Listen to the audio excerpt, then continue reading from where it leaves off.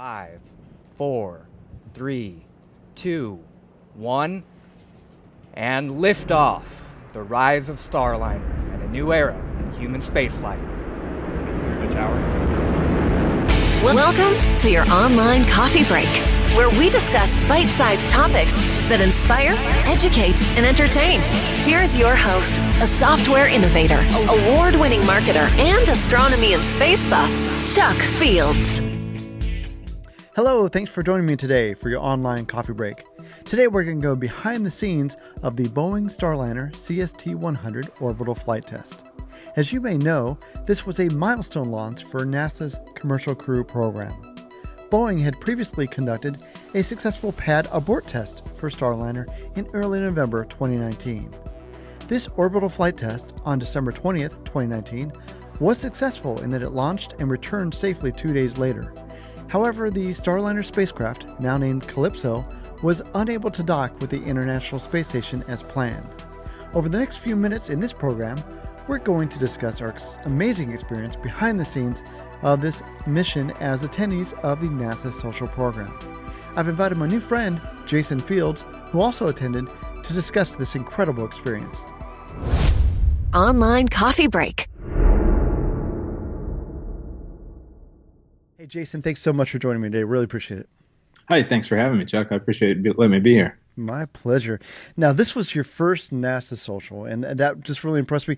I was wondering, though, there's a lot of space enthusiasts out there, and based on the content of this particular program, I'm assuming they're interested in space. So I would like you to just tell me about what drew you to the NASA social program and what you thought it was at first that made you decide to apply.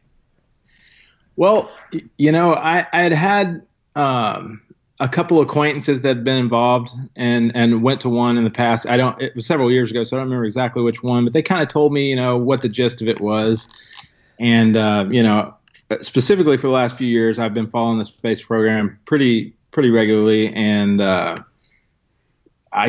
you know, there's an opportunity to get a backstage view of what's going on over there at the Space Center. And, you know, I'm 100 miles from my front door to Kennedy Space Center. So wow. I said, I'll go check it out if I'm selected. And I honestly didn't think I would be selected. I didn't know what the criteria were they were looking at. You know, I had a captive audience with a podcast I'm involved with. But other than that, you know, I wasn't sure what the selection process was like. You know, I totally agree with you on that, because I think a lot of people think, oh, they've got to have all this I guess experience or following, like huge amount of followers or in social media or that. And you really don't. I mean, I think that's the neat thing about NASA socials is that they select a diverse group of audience. And yes, some of them, my gosh, they have really popular YouTube channels.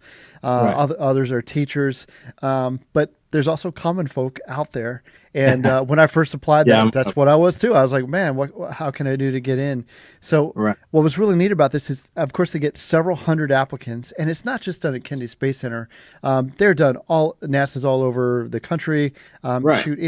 I think even Europe has their own versions of their space social programs for the European Space Agency, I think. But several hundred people apply. 40 people were selected for this wonderful Boeing Starliner mission that we were on.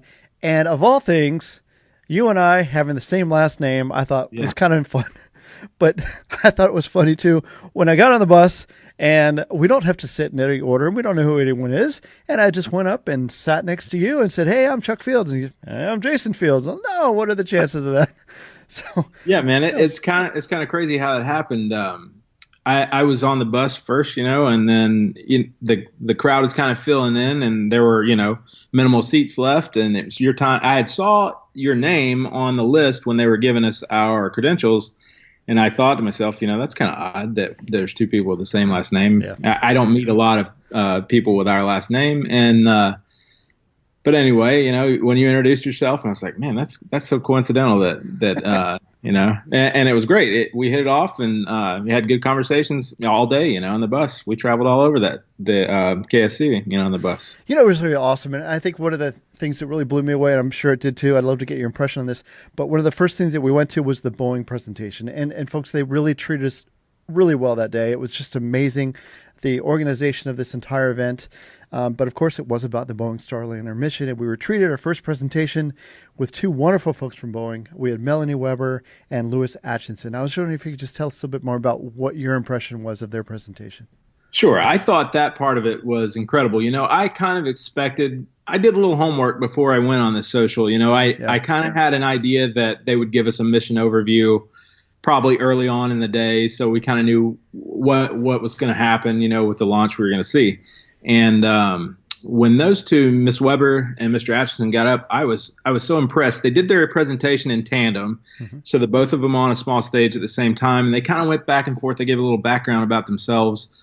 And, when Miss Weber she had me hooked when she started talking about she had worked on the F-22 Raptor. That's one of my favorite jets in all of aviation. That's amazing, yeah.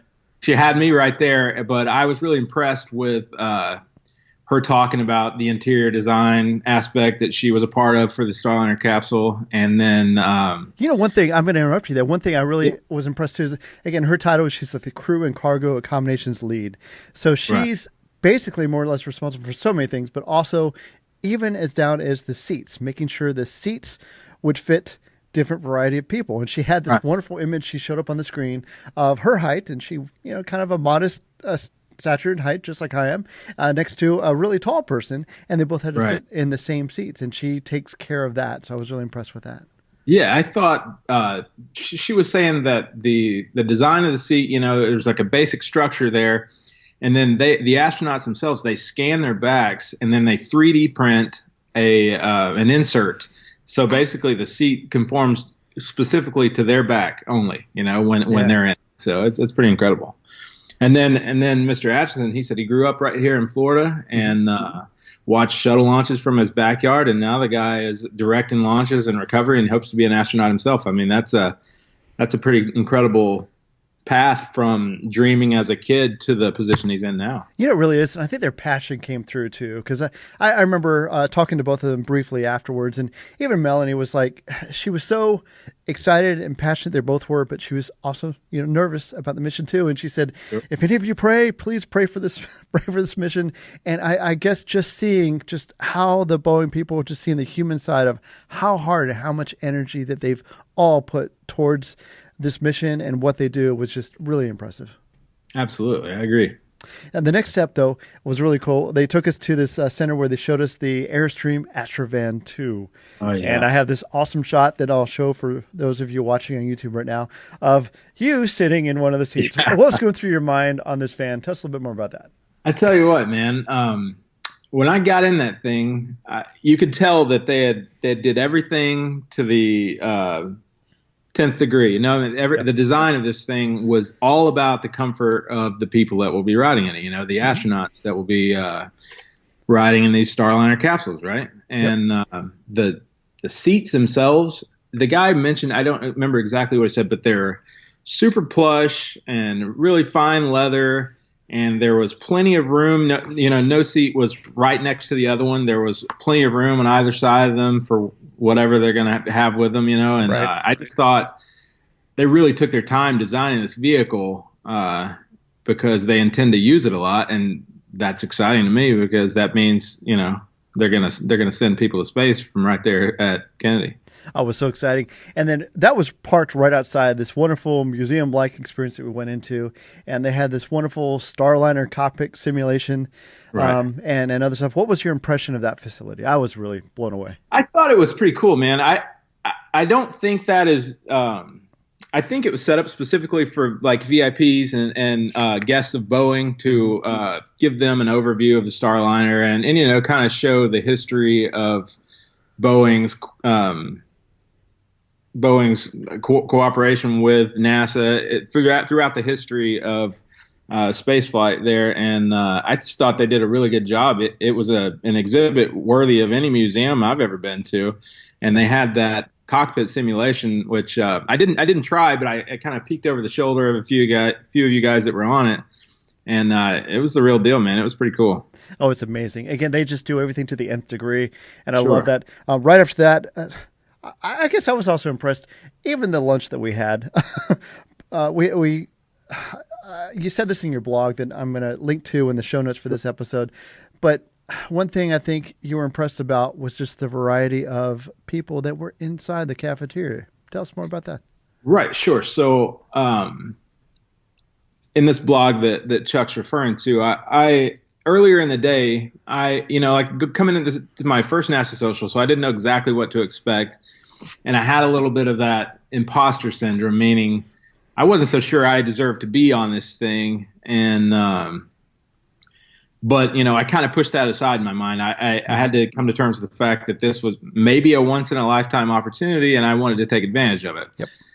So I hadn't thought about it much since we had left registration that morning. And like you said, we got to lunch and we ate in a common cafeteria there.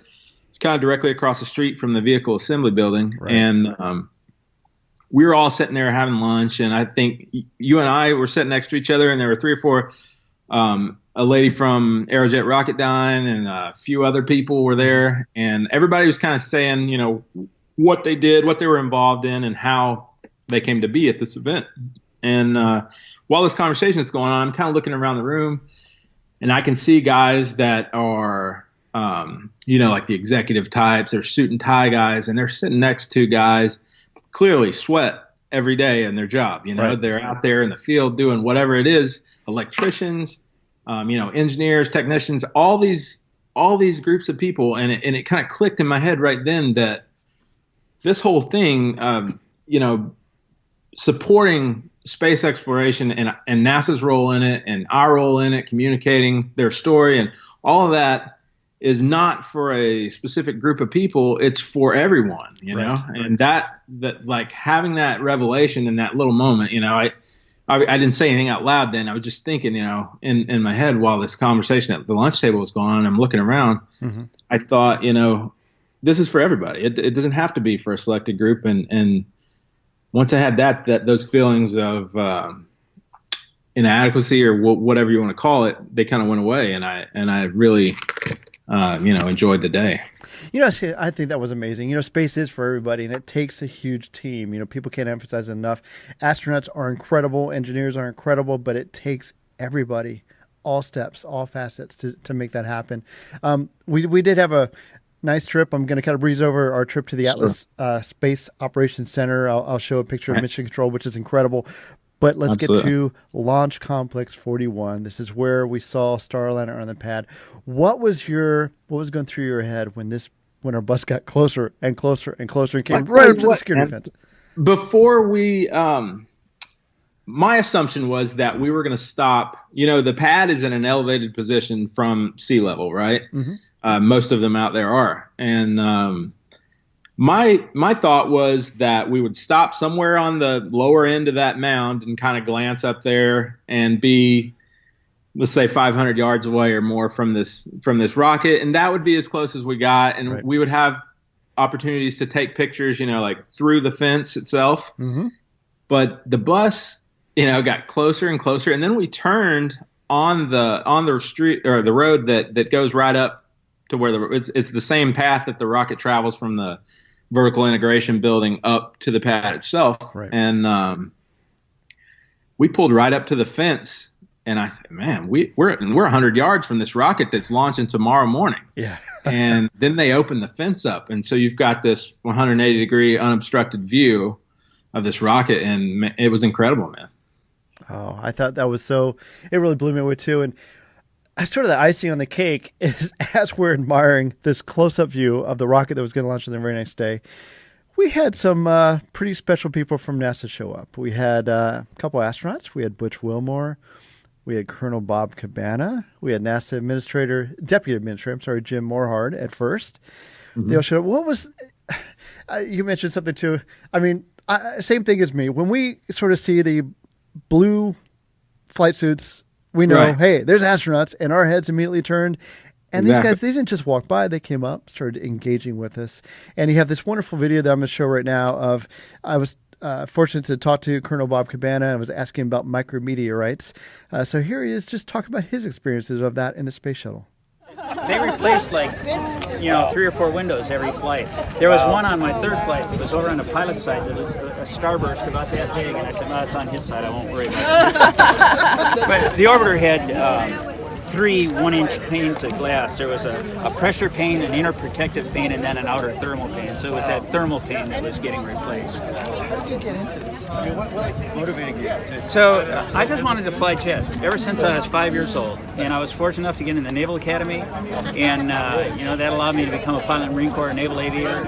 I chose the Marine Corps because I could get to flight school sooner than I could if my class, when we graduated, they were sending everybody to sea for a year before they could go to flight school. And I said, a year on a destroyer, 6 months in Quantico, I'm going to be a Marine. I need to fly sooner. But, I was a naval aviator in the Marine Corps, and then I became a test pilot, and that's what allowed me to be an astronaut. But I never dreamed. I mean, I held astronauts in such high esteem, but it was a progressive thing. One thing led to another. So what was your impression of just the astronauts and the special guests that we had showing up?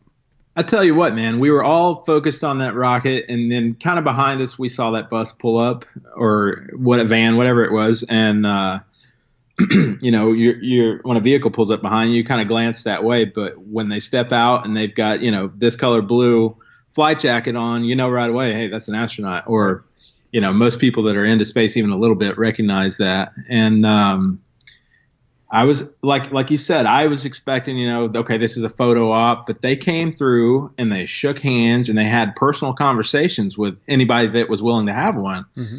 And that impressed me because that to me felt like they cared that both of those guys, Butch spent 6 months at the ISS. Right. Colonel Bob is the director of KSC now. Yes. And they're clearly still passionate about the cause and what they do for a living, Yeah. I was impressed by that. I was neat too. And if that wasn't enough, then we turn the other way and NASA Administrator Brian Stein right. comes up. That really shocked me because they sent the deputy director out there, and I thought, wow, that's pretty impressive. They sent, high-level guy out here to mingle with us NASA social guys, And, when he showed up, I thought, wow, he's the top. The buck stops with that dude, So I was impressed with that, and that was neat too. Same as the other guys, he was super friendly and engaging, and talked with anybody that wanted to talk to him. He got up and he talked a little bit about why commercialization of our program is important and why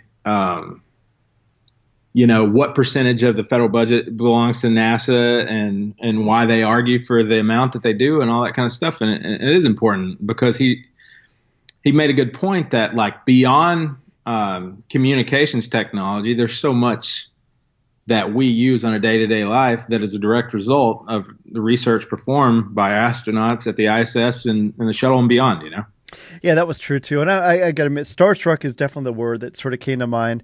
And, sure. I was so impressed. I actually, Jim Brian Stein, I had the wonderful opportunity to actually meet him in person in November. We actually went to NASA headquarters and did an interview that we have on our spacejourney.com site. But while we were talking to him, while he was talking to us, I should say, Tori Bruno, the head of ULA, was actually mingling with some of our crowd too. But unfortunately, I was looking the other direction, so I didn't get to see Tori until he was away in the distance, and he gave a nice wave to me, which is wonderful on that. But yeah, that was amazing. After that, I hate to take us away from the launch pad, but after that, we went to one of my favorite facilities of this visit was the Boeing's Commercial Crew and Cargo Processing Facility. Sure. Tell us more about that. What was your impression going into that? I tell you what, man, we pull up outside and there's this mural that is, has the Starliner spacecraft in Earth orbit, and it covers the entire side of this building. Right. And I was familiar with the building from its role in the space shuttle program. Uh-huh. If you look at the side of this building, it has these wide bay doors that are wide enough to accommodate the wings of the shuttle, and it's got the little notch at the top for the fin to come through the building. Exactly. And the mural is across that side of the building, so you can still see the doors there, and they still utilize them to move their spacecraft in and out. But that was cool. But I had zero idea what we would see inside. And when we went inside, I was more than impressed. I can tell you that. It blew us away because they told us no close-up shots, but they let us take some photos, sure. And we saw the next capsule that's being prepared for their first crewed flight, which is going to be amazing. We saw the capsule from earlier this year, or I should say late 2019, the capsule that did the abort test successfully. Right. We also saw the new service module and a heat shield for that. So it was truly an impressive facility. Yeah, I was blown away when we came in and they had the clean room set up there where they were working on the capsule, and the exterior panels were away, and you could see all of the tubing and wiring. Like it's miles and miles of wire and tubing to support that stuff, and you realize, I mean, you kind of know, I guess, but when you see it firsthand, you realize the complexities of what's going on, and it really gives you a better appreciation of the work that goes into that. It was amazing, and not only that facility, but I understand probably your biggest thrill early in the day. We went to the vehicle assembly building. What was going through your head on that building? Tell me all about it. My favorite part of the day. So, I saw that building. You know, when I was a child, I was on vacation with my parents, and we passed the building and on just a bus tour. And you didn't back then. You know, the shuttle program was active. Nobody was going in there. You know, nobody right. from the public. But they slowed down, you know, and then they're giving you the facts and just the sheer volume of the thing, and knowing that you know, Saturn V rockets were assembled there, and at that point the shuttle was being assembled there and all that. As a kid, that's what hooked me, man, because it's just that impressive of a structure. Right. And so I kind of had an idea based on a little online videos and things I'd watched that we might go there. And when we went, we had a very short window, right? He told us we had 15 minutes because our schedule for the day had gotten condensed because we'd lingered other places longer and so on. Right. But when we went inside there, you're on the low end, so it's got a low bay and a high bay, and we come in the low end, and the ceiling's 200 feet over your head. Right. In the low end, right? Yeah. And it just the volume, interior volume of that space is unreal. And you look into the high end, and then the ceiling goes up another 300 feet. It's mind blowing. You know, it was cool, and that day itself, I mean, it's just amazing how much adrenaline is pumping through your body, and you know, by that night. I know we were all exhausted, and adding to the matter, not that it was a problem at all, but the next day for the launch, we basically had to be at Kennedy Space Center by 4 a.m. for this launch. We got there, everything went off without a hitch. We went to the media site to watch the launch. Right. What was going through your mind then?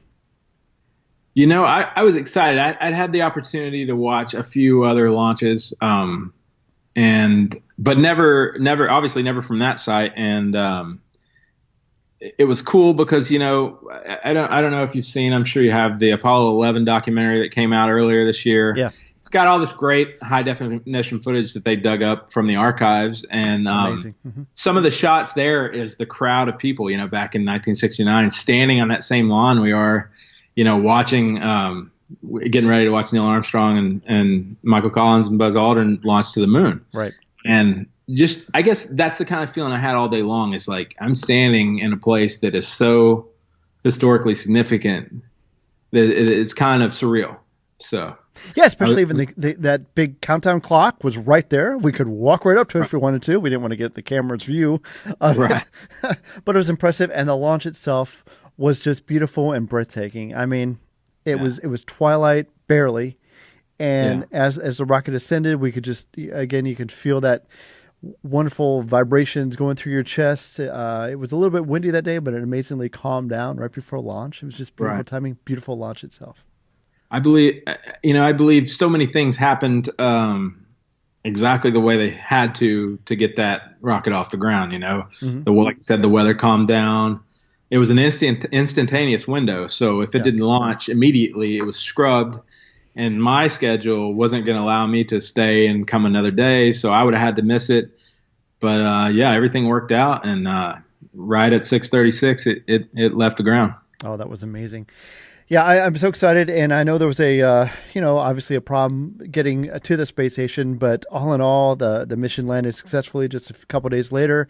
I'm just so excited about that, and again, it was just getting to know the Boeing people and every one of them that took time out of their schedule to give us such a wonderful experience.